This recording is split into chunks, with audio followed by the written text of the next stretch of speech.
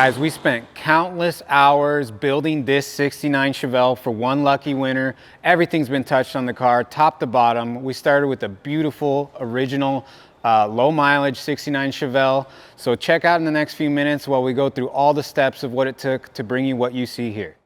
Hey, we're here with our 69 Chevelle. Can't wait for you guys to see what we have in store with this car. Right now it's cold, but that's going to be changing. So stay tuned and watch us as we go through the transformation. First step, break this thing down for paint.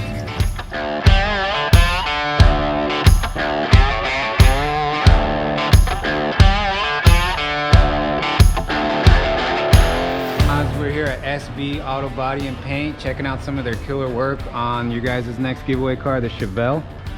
They brought it down to bare metal here. Car's looking really good. We're gonna shave some trim, but overall the body looks pretty good on this thing. I'm not seeing anything of concern too much.